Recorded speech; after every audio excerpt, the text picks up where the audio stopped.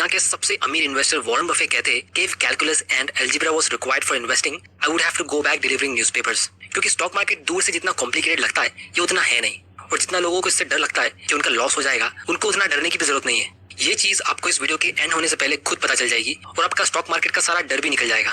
तो अगर आपको सीरियसली इन्वेस्टिंग करना है और उसके जरिए अपने लिए वेल्थ क्रिएट करना है तो आप बिल्कुल सही वीडियो देख रहे हो, क्योंकि आज के इस वीडियो में मैं आपको स्टेप बाय स्टेप उंगली पकड़ के गाइड करूंगा कि कैसे आप खुद अपनी जर्नी की शुरुआत कर सकते हो, एक अच्छा स्टॉक पिक कर सकते हो और फिर कॉन्फिडेंटली अपना पहला इन्वेस्टमेंट कर सकते हो अपनी वेल्थ क्रिएशन के लिए। और ये सब चीज हम जानेंगे एकदम सिंपल लैंग्वेज में, क्योंकि चैनल के जरिए मेरा गोल यही है कि आपको नॉलेज, मोटिवेशन और डायरेक्शन मिले ताकि आप भी जल्द से जल्द फाइनेंशियल फ्रीडम अचीव कर सको। क्योंकि दोस्तों कोई भी फील्ड में सबसे पहला स्टेप सबसे डिफिकल्ट होता है, और यही चीज मैं आप लोगों के लिए आज के इस वीडियो के जरिए इजी करना चाहता हूँ। और लोग कहते हैं कि इन्वेस्टिंग सबके लिए नहीं है, लेकिन मेरा ओपिनियन यही है कि इन्वेस्टिंग सब कर सकते हैं और सबको करना चाहिए। क्योंकि if you don't find a way to make money while you sleep you will have to work until you die. और इन्वेस्टिंग ही एक ऐसा ऑप्शन है जिसके जरिए आप अपने पैसों को काम पे लगा के खुद फ्री हो सकते हो। तो चॉइस आपकी है, आपको हमेशा काम करते रहना है और अपने बच्चों पे डिपेंडेंट होना है, या फिर अपने खुद के इन्वेस्टमेंट पे जल्दी फाइनेंशियली इंडिपेंडेंट होना है।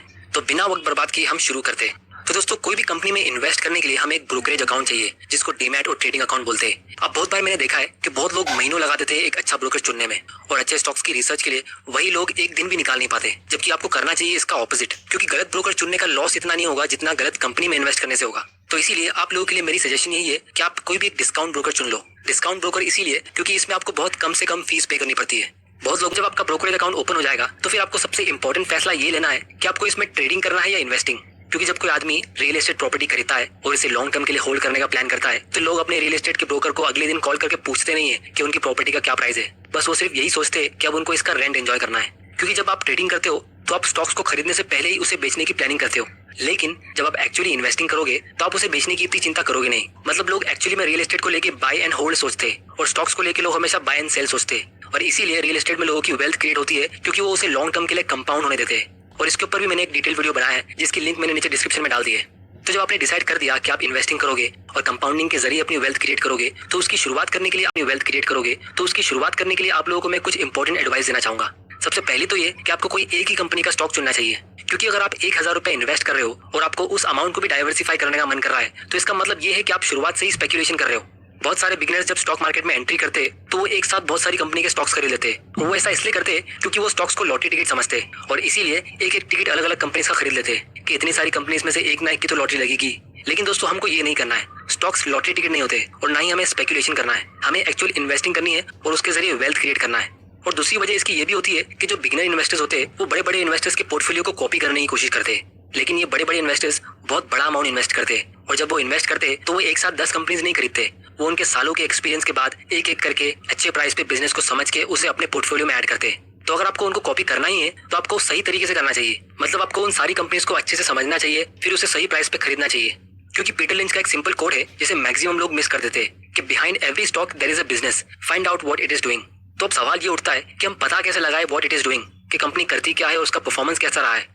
दूसरी एडवाइस ये है कि आपको ऐसी कंपनी और इंडस्ट्री में इन्वेस्ट करना चाहिए जिसकी आपको पहले से नॉलेज है और जिसके बिजनेस को आप आसानी से समझ सकते हो और उसके फ्यूचर को आप आसानी से प्रेडिक्ट कर सकते हो।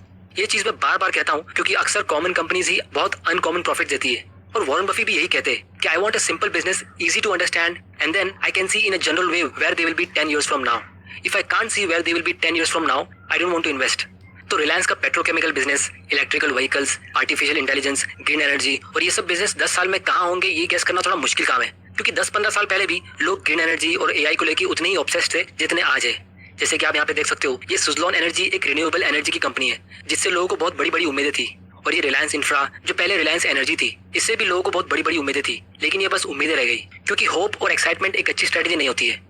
लेकिन दूसरी तरफ टेक्नोलॉजी कितनी भी चेंज हो जाए, लोग बिस्किट कौन सी खाते हैं, नूडल्स कौन सा खाते हैं, फेविकॉल कौन सा यूज करते हैं, ये इतनी आसानी से शायद अचानक से चेंज नहीं होगा। और इसीलिए आप इन कंपनीज का आने वाले 10-15 साल का प्रेडिक्शन आसानी से कर सकते हो। और यही कंपनीज होती है जो लॉन्ग टर्म तक टिकती है और कंपाउंडिंग के जरिए अपने इन्वेस्टर्स के लिए वेल्थ क्रिएट करती है। और यही चीज वॉरेन बफे भी कहते हैं कि take Wrigley's chewing gum, I don't think the internet is going to change how people are going to chew gum, और I don't think technology will change how people drink Coke और how they shave. और इसीलिए Warren Buffett पिछले 30-40 साल से continuously top 10 richest man की list में हमेशा रहे हैं। तो फाइनली आप लोगों के लिए मेरा एक इंपॉर्टेंट मैसेज ये है कि आपको कंपनीज की रिसर्च और अंडरस्टैंडिंग में ज्यादा टाइम स्पेंड करना चाहिए, ना कि उसके स्टॉक प्राइस को देखने में और मार्केट को एनालाइज करने में। क्योंकि विराट कोहली अगर पूरा टाइम स्कोरबोर्ड देखता रहेगा तो एक्चुअल गेम पे ध्यान कौन देगा। तो इसीलिए games are won by players who focus on the playing field, not by those people whose eyes are stuck on the score board.